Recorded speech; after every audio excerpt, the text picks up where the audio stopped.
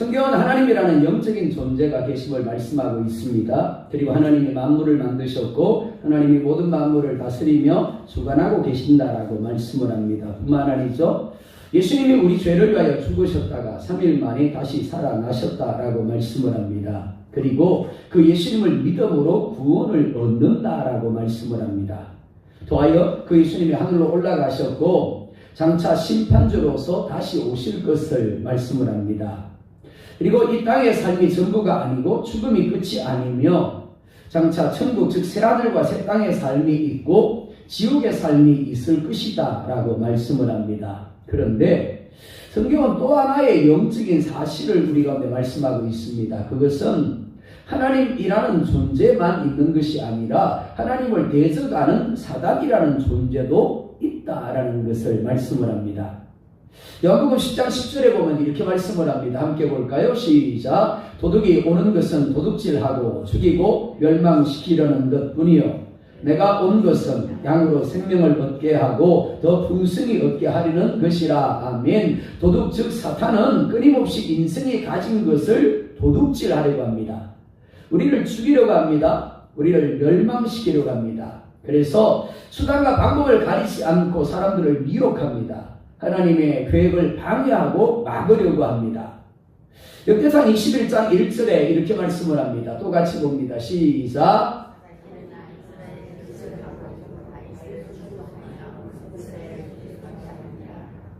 여러분들이 읽을 수 있는 한 크게 읽으세요. 그래야 소름이 떠나가는 겁니다. 안 그러면 제 목소리가 그냥 자장가가 돼요. 다시 시작. 사단이 일어나 이스라엘을 대적하고 다윗을 충동하여 이스라엘을 계수하게 하니라. 자, 사단이 뭐 했다고요? 일어났대요. 그죠? 일어났대요. 일어나서 뭐 했다고요? 이스라엘을 대적했대요. 또요? 다윗을 충동했대요. 그래서 뭐 하겠다고요? 이스라엘을 계수했대요. 자, 말씀을 정리해 보자고요. 다윗이 어느 날 이스라엘을 계수할 마음이 생겼습니다. 그리고 이스라엘을 계수합니다. 근데 이건 하나님 앞에 죄가 되는 겁니다. 왜? 하나님을 믿지 못하는 것이 되기 때문에 그렇습니다. 하나님은 필요할 때 하나님의 백성들이 몇 명인가를 계수하게 하셨어요. 그리고 그 계수한 숫자를 가지고 전쟁에 임하게 하셨습니다. 그런데 이때는 아닌 겁니다. 하나님이 명령하신 게 아니에요. 그냥 자기 생각에 계수하고 싶었어요. 근데 그 생각이 다윗의 생각이 아니라 뭐라고요? 사단이 일어나서 이스라엘을 대적하고 다윗을 충동한 거라라는 겁니다. 근데 문제가 뭐라고요? 다윗이 그게 사단의 충동인 줄 알았다고 몰랐다고요? 모르는 겁니다. 몰라요. 그래서 부하들이 떠나말립니다. 아, 왕이요, 그러면 안 됩니다. 근데도 강행합니다. 그리고는 그 다윗 한 사람 때문에 이스라엘이 수많이 죽습니다. 자, 누가복음 22장 3절도 봅니다. 시작. 12 중에 하나인 가룟이네라 부르는 유다에게 자, 누가 들어갔다고요? 사탄이 들어갔대요. 우리나라 말로 말하면 이렇습니다. 귀신이 들어갔다는 이야기입니다. 악한 영이 그 마음에 들어갔대요. 우리 마음에 성령이 계시죠, 그렇죠? 그 성령이 우리 마음을 감동하실 때가 있는가 하면 사단이 수시로 우리 안에 들어왔다 나갔다 하면서 우리 마음을 뭐 한다고요? 충동한다라는 겁니다. 자, 요한복음 13장 2절 시작. 마귀가 벌써 시몬의 아들 가룟 유다의 마음에 자, 사단이 유다의 마음에 들어갔어요. 그리고 뭐 했다고요? 예수를 팔려는 생각을 넣었더라라고 이야기를 합니다. 가룟 유다의 마음에 돈에 대한 욕심이 있었습니다. 그래서 조금씩 공급을 도둑질하고 있었어요. 그런 가룟 유다의 욕심을 누가요? 사단이 충동질합니다. 그래서 가룟 유다라고 예수님을 팔 마음을 가지게 한 거예요. 사단은 이렇게 우리에게 있는 것을 도둑질하고 우리를 죽이고 우리를 멸망시키기 위해서 우리의 생각을 충동합니다. 우리의 마음을 충동합니다. 우리의 감정을 충동합니다. 우리의 계획을 충동질하는 거예요. 이를 통해서 죄를 범하게 하고 하나님의 뜻을 대적하게 만들고 하고 말씀에 순종하지 못하게 하는 겁니다. 그래서 하나님을 누리지 못하게 해요. 하나님이 이미 우리를 위해서 은혜를 예배해 놓으셨는데, 축복을 예배해 놓으셨는데, 부흥을 예배해 놓으셨는데, 사단이 우리의 마음을 충동함으로 말미암아 그 하나님 앞에 믿음으로 순종하지 못하니까, 반응하지 못하니까 어떻더라고요? 하나님이 예배하신 것이 우리의 것이 누려지지가 못하는 거예요. 자, 예수님이 제자들을 파송하시면서 이렇게 말씀하셨습니다. 너희가 어느 집에 들어가든지 그 가정을 위해, 그 집을 위하여 뭘 빌어라? 평안을 빌어라. 이상한 이야기래요. 너희가 빈 평안이 합당한 사람이, 받을 만한 사람이 그 집에 있으면 그 집에 임할 것이고, 만약에 그런 사람이 없다라면 그 평안이 누구에게 돌아올 것이다? 너희에게로 돌아올 것이다 라고 이야기합니다. 하나님이 천사를 우리 교회에 보내셨어요. 기분 나쁘시죠? 기분 나쁘시네 하면 안 됩니다. 그죠? 자, 하나님이 천사를 우리 교회에 보내셨습니다. 뭘 들고? 축복을 들고. 이러지 말고요. 교회는 이런 게 없어요. 성경에 아멘하여 하나님께 영광 돌리느라 그러는데 아멘 하셔야지. 축복 들고 이 앞에 와 있단 말이에요. 천사가. 예? 은혜를 들고 이 앞에 와 있어요. 그리고 부흥을 들고 이 앞에 와 있단 말이에요. 근데 그걸 못 누리게 하려고 사단이 어떻게 한다고요? 우리의 마음에, 우리의 감정에, 우리의 생각에, 우리 계획에 충동질 한단 말이에요. 그래서 하나님을 거스르게 만들고 하나님께 불순종하지 못하게 한단 말이에요. 요 고비를 딱 넘어가야 하나님이 부흥을 주시고, 요 고비를 딱 넘어가야 하나님이 축복을 주시는데, 은혜를 주시는데, 그 고비를 못 넘어가도록 한다라는 이야기예요. 누가요? 사단이요. 베드로전서 5장 8절에 이렇게 말씀을 합니다. 함께 봅니다. 시작. 근신하라 깨어라 너희 계정 마귀가 우는 사자같이 두루다니며 삼킬 자를 찾나니. 마귀가 삼키기 위해서 찾는 대상은 예외가 있을까요? 없을까요? 나는 기도 많이 하는 사람이기 때문에, 나는 장로이기 때문에, 나는 목사이기 때문에 사단이 패스할까요? 아니요. 예외가 없습니다. 그 누구도 대상이 될 수가 있는 거예요. 하지만 사람들은 사단이 자기 마음, 자기 감정, 자기 계획을 충동하는 사실을 생각하지 못합니다. 그래서 하와가 속은 것처럼, 가룟유다가 속은 것처럼 속고 또 속는 겁니다. 뿐만 아닙니다.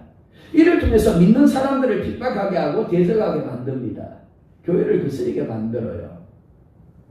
그런데 요한계시록 2장 10절에 이렇게 말씀을 합니다. 함께 볼까요? 시작. 너는 장차 받을 고난을 두려워하지 말라. 볼지어다 마귀가 장차 너희 가운데서 몇 사람을 옥에 던져 시험을 받게 하리니 너희가 10일 동안 환난을 받으리라. 네가 죽도록 충성하라. 그리하면 내가 생명의 관을 네게 주리라. 자, 말씀을 쪼개보자고요. 첫째, 장차 받을 고난을 뭐 하지 말라? 두려워하지 말라라고 말씀을 합니다. 둘째, 너희 중 얼마를? 저하고 성경 다른 거 읽으셨어요? 자, 장차 너희 가운데서 몇 사람을 이라고 말씀하죠. 몇 사람을 이라고 얘기합니다. 너희 전부를 이라고 말씀하지 않아요. 어떤 사람은 순교 이야기 막 들려주면 막 두려워해. 안심하세요. 여러분에게는 순교하라고 안 그럽니다. 막 핍박에 대한 이야기만 막 두려워해. 안심하세요. 우리에게는 그런 핍박 하나님 허락하지 않으세요. 우리 알아요. 하나님 우리를 알아요. 우리 수준을 알아요. 그러니까 죽으라고 이야기 안 하고 핍박받으라고 이야기 안 하세요. 받을 만한 사람 몇 사람을 그렇게 하시는 겁니다. 어떤 사람은 옥에 던져서 시험을 받을 것이지만 어떤 사람은 그렇지 않을 리도 있는 거예요. 그리고 얼마 동안요? 10일 동안만 환난을 받는데요. 환난을 당할 때 어떻습니까? 이게 끝이 있으려나? 그죠? 끝이 안 날 것 같아요. 근데 아니라는 겁니다. 10일 동안 하나님이 허락하신 기간 동안만 사단이 핍박한다라는 겁니다. 무엇보다 비록 옥에 던져지고 죽임을 당할지라도 그것이 끝이 아니다라고 말씀을 합니다. 생명의 관을 내게 주리다라고 말씀을 합니다. 다시 부활의 영광을 누리게 될 것이고 새하늘과 새 땅에서 예수님과 더불어 영원히 왕노릇하게 될 것이다 라는 겁니다. 구약시대 그리고 초대교회 그리고 중세시대 그리고 지금도 세계 곳곳에서 일어나고 있는 사단의 미혹과 핍박에도 불구하고 수많은 이들이 믿음을 저버리지 않는 이유가 여기에 있습니다. 심지어 옥에 갇히고 불이익을 당하고 심지어 죽임을 당하면서도 믿음을 포기하지 않는 이유가 여기에 있습니다. 반대로 하나님은 아담의 범죄로 인하여 잃어버린 생명을 얻게 하고 더 풍성히 얻게 하려 하십니다. 그리고 마침내 예수님의 재림을 통하여 하나님의 통치가 온전히 이루어지는 새하늘과 새 땅을 이루실 것입니다. 하지만 그때까지 사단은 끊임없이 미혹하고 핍박할 것입니다. 그러니까 우리가 보는 사람과 그리고 환경 뒤에 하나님의 역사하심이 있고 또요 사단의 역사가 있는 겁니다. 하지만 이에 대하여 믿음으로 하나님을 경외하고 섬기며 새 하늘과 새 땅을 위한 거룩한 씨를 심는 사람이 있는가 하면 사단의 미혹에 넘어져서 다윗처럼 뭐 한다고요? 개수하고 가룟유다처럼 뭐 한다고요? 예수님을 팔 사람도 있는 겁니다. 하지만 하나님은 이런 사단의 역사와 악인의 도모조차도 하나님의 계획하심의 도구가 되게 하심으로 하나님의 뜻을 이루시는데 사용하십니다. 자, 이는 오늘 본문에 나타난 애굽에 새롭게 들어선 18왕조와 바로도 마찬가지입니다. 자, 8절 봅니다. 시작. 요셉을 알지 못하는 새 왕이 일어나 애굽을 다스리더니. 아멘. 요셉을 알지 못하는 새 왕조, 새 왕이 일어납니다.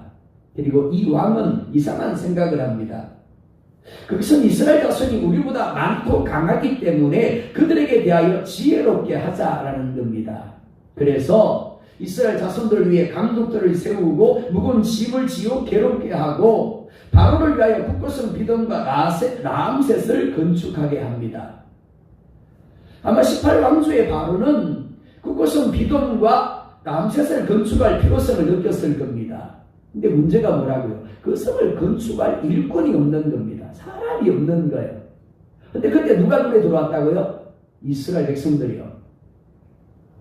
하나님이 이스라엘 백성들로 하여금 번성하고 강하게 하셨기 때문에 애굽 땅에 있는 어떤 다른 민족보다 그 수가 많았습니다.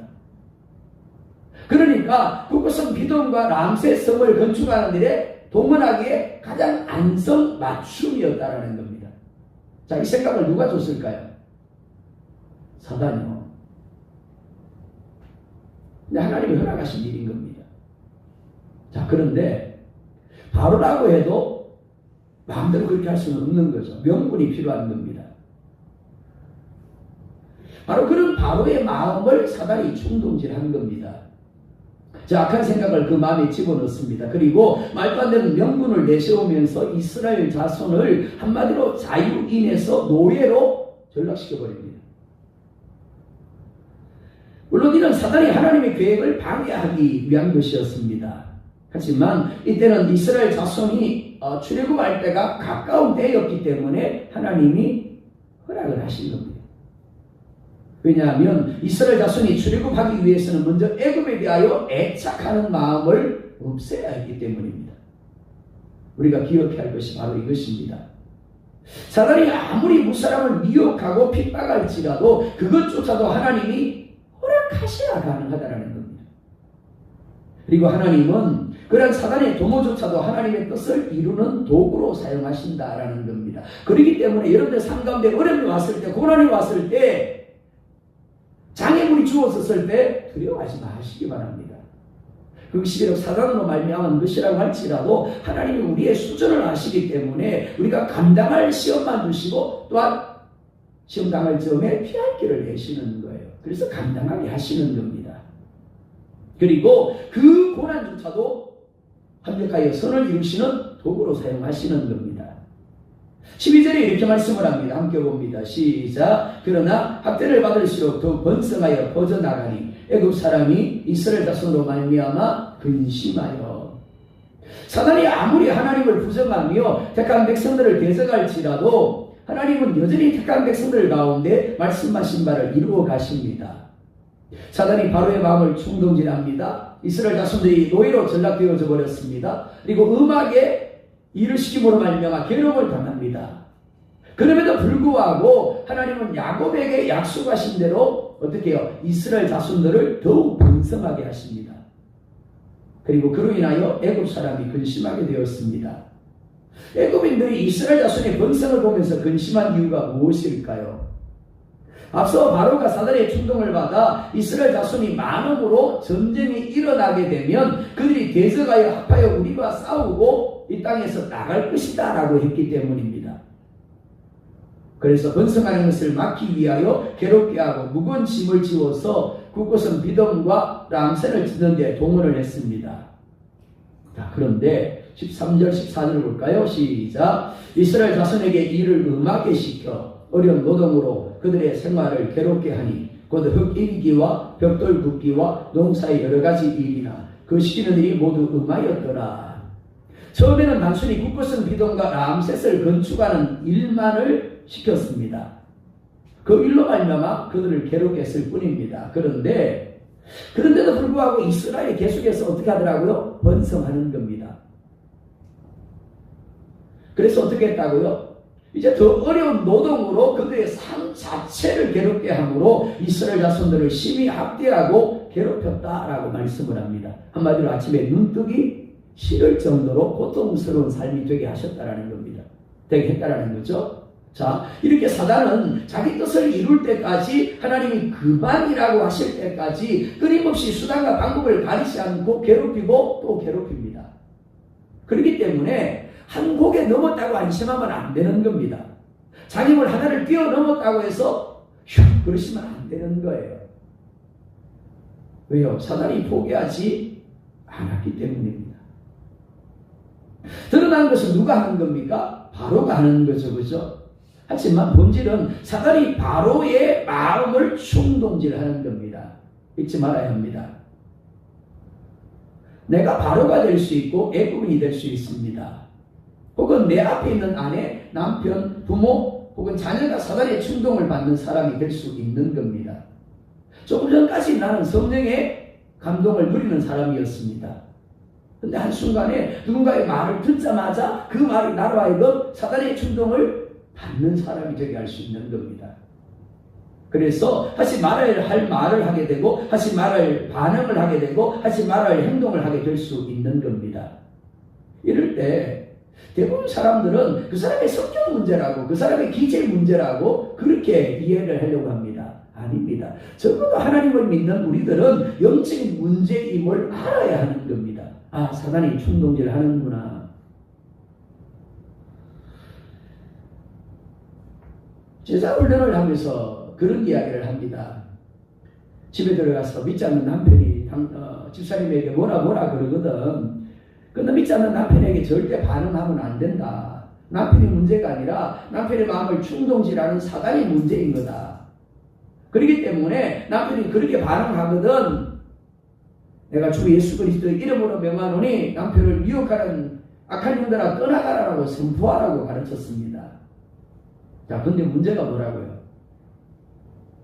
그걸 고지 곧대로 배우고는 집에 가가지고 남편이 뭐라 그러니까 남편 면전에다가 소리칩니다. 그럼 어떻게 돼요? 남편이 황당한 거죠, 그죠? 교회 가라 그럴까요? 말라 그럴까요?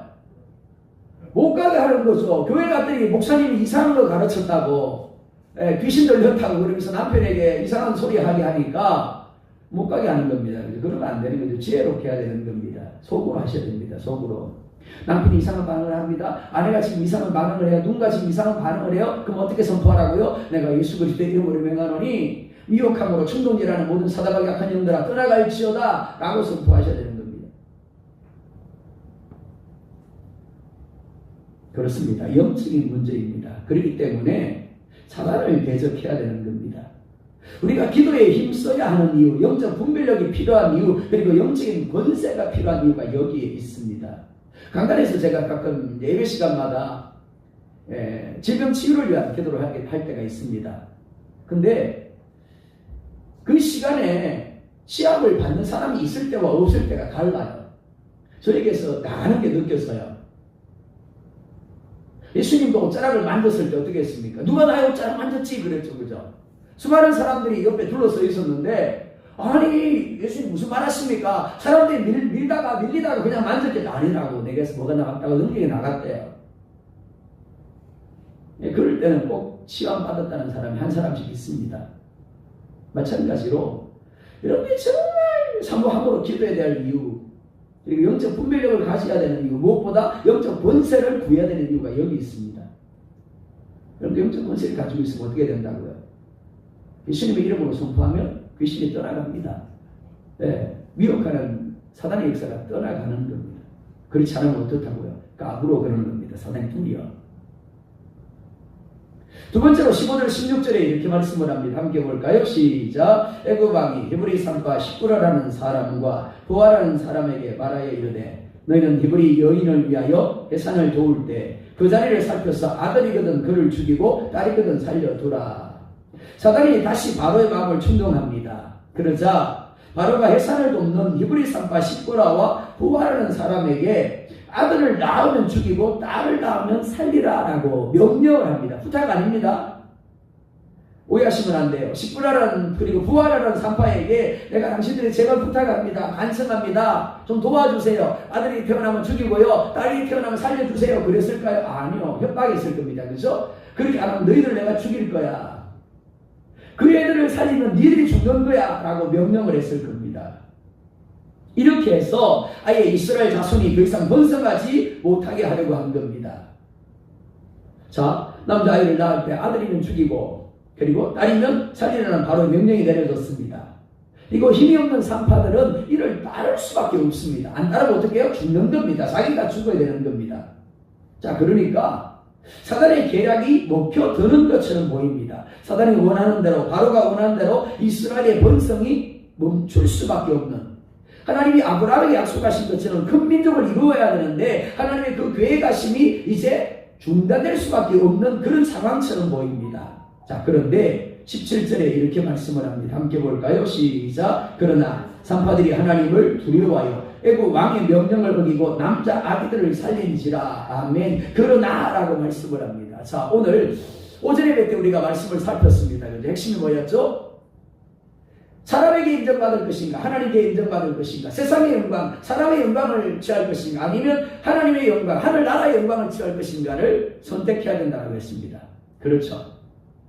이 땅에서 우리가 받는 손해들, 이 땅에서 우리가 해야 되는 희생들, 불편함들, 어려움들은 장차 우리가 받을 하늘나라의 영광과 좋게 비교할 수 없도다라고 했죠. 그죠? 비교가 안 된다라고 했습니다. 그렇기 때문에 기쁨으로 포기해라, 희생해라, 손해봐라, 불편함의 자리에 머물러라, 힘든 자리에 머물러라 라고 했어요. 그게 오전의 말씀 핵심이었습니다. 그렇죠? 오늘 말씀도 마찬가지입니다.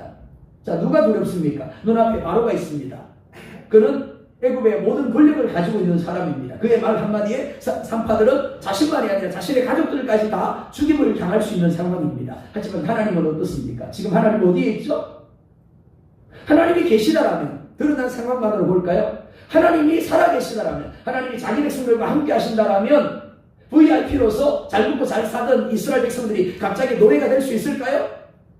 단순히 비동과 람셋을 건축하는데 동원되었던 이스라엘 백성들이 이제 일어나면 잠잘 때까지 계속해서 괴롭힘을 당하고 힘겹게 노동을 해야 되는 마치 짐승과 같은 처지가 되어버렸습니다. 하나님이 계시나요? 하나님이 함께하고 계시나요? 하나님을 경외할 만한 상황인가요? 아니요, 전혀 아닙니다. 눈에 보이지 않는 하나님. 그런데 그 하나님의 일하심이 전혀 보이지 않는 상황입니다. 그러니까 하나님을 경외할 수 없는 겁니다. 하나님을 인정할 수 없는 거죠. 그러나 바로는 다릅니다. 눈앞에 시퍼런 권력의 칼을 가지고 너 말 안 들으면 죽일 거야. 너네 집안 망하게 할 거야. 너네 사업장 망하게 할 거야. 너 농사 못 짓게 만들 거야. 너네 자녀들 내가 망하게 할 거야. 자, 그러면 누구의 말을 들어야 합니까? 당연히 바로의 말을 들어야 되는 겁니다. 그래야 사는 거예요. 그죠? 그래야 성공하는 겁니다. 그래야 부자 되는 거예요. 그래야 높아지는 겁니다. 그래야 형통하는 거죠. 자, 오전에 그때 말씀 또 떠올려 보십시다. 이스라엘은 유대교 중심의 사회라고 했습니다. 그러니까 바리새인들이 한번 지켜보면 어떻게 된다고요? 출교당하는 거라고 했죠. 그죠? 유대교에서 출교당합니다. 근데 단지 출교만이 아니라고 했습니다. 출교당하면 유대 사회에서 생활할 수가 없습니다. 모든 것을 다 잃어버릴 수 없는 밖에 없는 거죠. 이슬람권이 그렇다고 했습니다. 단지 기독교로 개종했다는 이유만으로 어떻게 된다고요? 법원에서 사형 선고가 내려졌어요. 이슬람을 버리고 기독교로 개종했다는 이유만으로 사형 선고가 내려졌습니다. 가족들이, 이웃들이 자기 자식을 불러 태워 죽였어요. 직장에서 쫓겨납니다. 공동체에서 쫓겨납니다. 자, 여기서 선택해야 합니다. 산파들은 보이지 아니하지만 하나님의 살아계심을 인정하며 그 하나님을 경외함으로 남자아이를 살리든지, 아니면 눈에 보이는 권력을 두려워함으로 바로의 명령에 순종함으로 태어나는 아들들을 죽일 것인지. 우리의 삶도 마찬가지죠. 매일매일 우리는 이런 선택을 해야만 합니다. 눈에 보이지 않는 하나님, 때로는 나와 함께하는 것 같지도 않는 하나님, 그 하나님을 경외함으로 그 하나님의 말씀에 순종할 것인지, 아니면 눈에 보이는 현실에, 눈에 보이는 권력에 타협하며 복종할 것인지, 그래서 세상의 영광, 사람의 영광, 땅의 영광, 육의 영광을 구할 것인지를 선택해야 합니다. 산파들은 어떻게 합니까? 드러난 권력자인, 눈에 보이는 권력자인 바로의 명령을 어기고 바로의 눈에 들기보다 남자 아기들을 살립니다. 그 이유를 이렇게 말씀을 합니다. 하나님을 두려워하여. 두려워하다라는 말을 원문에서 보면 바로의 말을 듣자 즉시 하나님을 두려워하였다라고 되어 있습니다. 무슨 말이냐면 그들은 바로의 명령을 듣고 어떻게 할지를 고민하지 않았다라는 겁니다. 바로의 말을 듣지 않고 하나님을 두려워하는 것이 당연하다는 듯이 그렇게 행동했다는 겁니다. 어떻게 그런 일이 가능했을까요?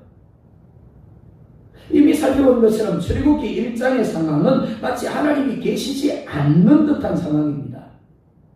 하지만 그럼에도 불구하고 산파들은 하나님을 알았습니다. 하나님을 믿었습니다. 특별히 평소에 살면서 하나님과의 친밀한 교제를 누리고 있었습니다. 그렇기 때문에 바로를 두려워해야 하는 상황에서도 즉시로 고민을 하지 않고 하나님을 두려워하는 경외의 반응을 나타낼 수가 있었던 겁니다. 이는 평소에 행하는 예배와 기도와 말씀 묵상의 삶이 얼마나 중요한가를 보여주는 것이다 라고 할 수 있습니다. 사랑하는 여러분, 예수님과 동행하고 계십니까? 예수님 여러분들의 삶 가운데 살아 계세요? 여러분들이 가정에서 가할 때, 여러분들이 일터에서 가할 때, 여러분들이 누군가와 만나서 이야기를 나눌 때 그곳에 예수님이 살아 계세요? 예수님을 의식하십니까? 예수님과 동행하고 계세요? 예수님과 교제하고 있습니까? 그럼 잘하시는 겁니다. 그러면 여러분들이 머무는 그 자리가 하나님을 경외하는 자리일 겁니다. 그러나 내가 그리스도인이라고 할지라도 하나님이 내가 있는 곳에 없다라면, 내가 있는 곳에 예수님이 의식되지 않는다라면 어떻다고요? 나는 마치 예수님이 없는 것처럼 세상을 두려워하여 세상과 타협하며 땅의 영광을 구하는 자리에 머물 수 있는 겁니다. 바로가 산파들을 책망합니다. 그리고 묻습니다. 어찌하여 이같이 남자 아기들을 살렸느냐? 그러자 이렇게 대답을 합니다. 히브리 여인은 애굽 여인과 같이 아니하고 건장하여 산파가 이르기 전에 해산하였더이다. 대단하지 않습니까? 대통령 앞에만 가도 하기가 쉬운데 엄청난 권력을 가진 그 당시 애굽의 최고 권력자인 왕이 묻는 말에 한치의 막힘도 없이 사실은 죽이고 싶었는데 히브리 여인은 애굽 여인과 같이 않아서 너무 건장해가지고 우리가 가기 전에 이미 해산해버렸습니다. 애들을 감추었어요. 그래서 우리가 죽일 수 없었습니다. 어떻게 해요? 자, 마태복음 10장 19절 20절에 이렇게 말씀을 합니다. 함께 봅니다. 시작. 너희를 넘겨줄 때 어떻게 또는 무엇을 말할까 염려하지 말라. 그때 너희에게 할 말을 주시리니 말하는 이는 너희가 아니라 너희 속에서 말씀하시는 이 곧 너희 아버지의 성령이시니라. 아멘. 산파가 하여금 지혜롭게 대답하게 하시니까 하나님인 줄 믿으시기 바랍니다. 자, 즉 이스라엘의 번성이 중단될 수 있었던 상황입니다.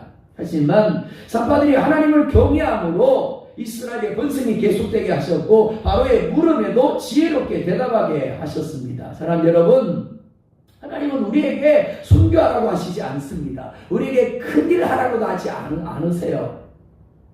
하나님이 원하시는 것은 산파처럼 우리가 머무는 가정에서 일터에서 하나님과의 만남에서 하나님을 경외함으로 하나님을 기쁘시게 하는 삶을 사는 거예요.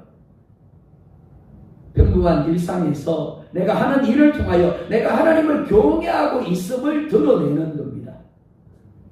바로 그런 삶을 통하여 하나님이 당신의 뜻을 이루어 가시는 겁니다. 이런 산파에게 하나님이 어떻게 하십니까? 20절 21절 봅니다. 시작. 하나님이 그 산파들에게 그 백성은 번성하여 매우 강해지니라. 그 산파들은 하나님을 경외하였으므로 하나님이 그들의 집안을 흥왕하게 하신지라. 아멘. 자, 이렇게 말씀을 합니다. 그 산파들에게 뭘 했다고요? 은혜를 베풀어 주셨다고 말씀을 합니다. 산파들이 하나님을 경외하였더니 죽을 수밖에 없는 상황에서, 하나님을 경외할 수 없는 상황에서 하나님을 경외하였더니 하나님이 그에게 은혜를 베풀어 주셨습니다. 첫 번째. 두 번째 어떻게 되었다고요? 그로 인하여 이스라엘 백성이 번성하여 매우 강하여졌다라고 말씀을 합니다. 사랑하는 성도 여러분, 교회 성장, 교회 부흥은 누구에게 달려있다고요? 목회자에게? 장로님에게? 아니요. 우리 주부 아이 단 한 명이 하나님을 경외하면서 하나님을 경외할 수 없는 그 자리에서 하나님을 경외하면서 말씀에 순종할 때 그 아이를 통해서 하나님이 공동체가 일하시는 거예요. 순전한 마음을 가지고 하나님 내가 하나님의 미랄이 되겠습니다. 도대체 하나님을 고백할 수 없는 자리인데 고백할 수 없는 상황인데 그 하나님을 고백하며 그 하나님을 경외할 때 그 마음을 통해서 하나님이 공동체 가운데 역사하신다라는 겁니다. 뿐만 아닙니다. 뭐라 말씀하세요? 하나님이 그들의 집안을 건강하게 하신지라. 누구 때문에? 산파 때문에 그 집은 수지 맞은 거예요.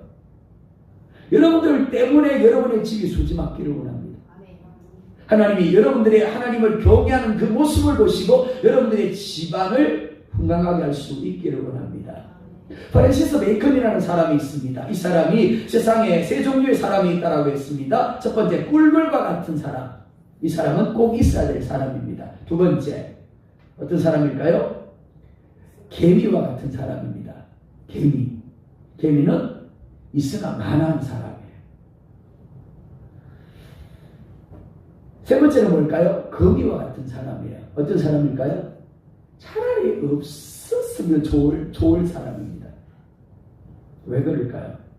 꿀벌과 같은 사람은 자신도 유익하게 하고 다른 사람도 유익하게 하는 사람입니다. 산파와 같은 사람이 그런 사람입니다. 반면에 개미와 같은 사람은 다른 사람에게 해를 끼치지는 않지만 그렇다고 다른 사람에게 유익도 되지 않는 사람이에요. 반면에 거미와 같은 사람은 어떻더라고요?